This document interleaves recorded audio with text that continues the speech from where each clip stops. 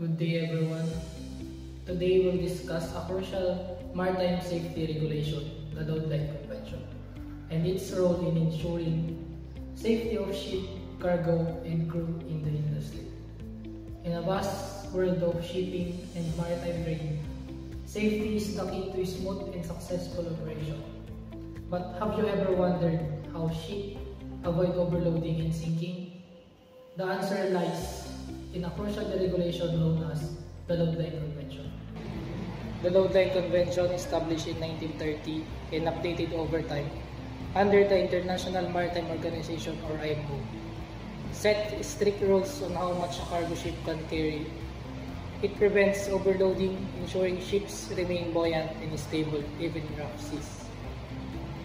The Load Line Convention is an international agreement that established regulations for determining the minimum safe freeboard, the vertical distance from the waterline to the main deck of a ship to prevent overloading and ensure seaworthiness.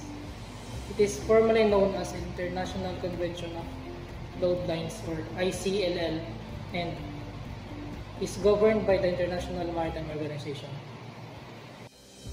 Every ship has a plimsoll line, a special markings on its hull showing the maximum depth it can safely be submerged in different water conditions.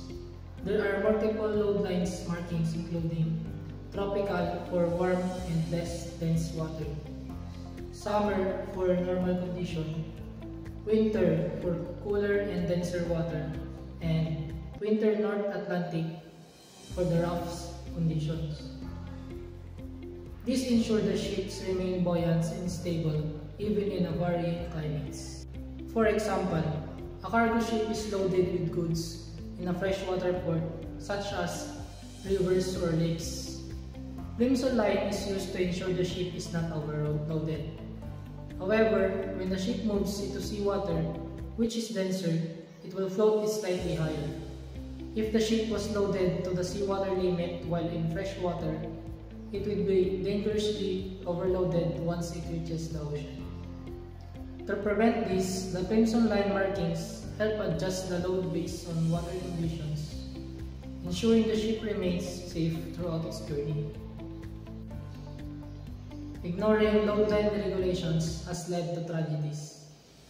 A notable example is the MV Diversia, was a British bulk carrier that sank in the Pacific Ocean on September 9, 1980, during the Typhoon Orchid. It was carrying a cargo of iron ore from Canada to Japan. The ship was lost with all 44 crew members and their families due to structural failure worsened by excessive loading.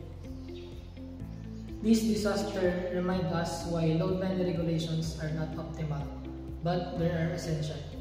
The Load Line Convention is a lifesaver.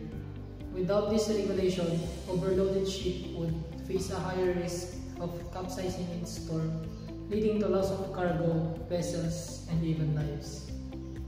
Enforcing the Load Line Convention is a global effort. Inspector and port authorities check that ships comply before departure. Failure to follow these guidelines can result in heavy fines, detainments, or even ship bans from international waters. To sum it up, the Load Line Convention is a lifeline in maritime industry. It ensures ships are not overloaded, preserving stability, safety, and efficiency.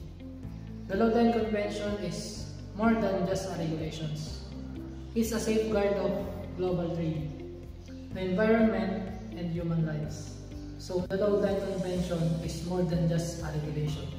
It is a safeguard for global trade, the environment, and the human lives. So next time you see a ship, remember that those simple markings on the hull plays a crucial role in keeping our seas safe.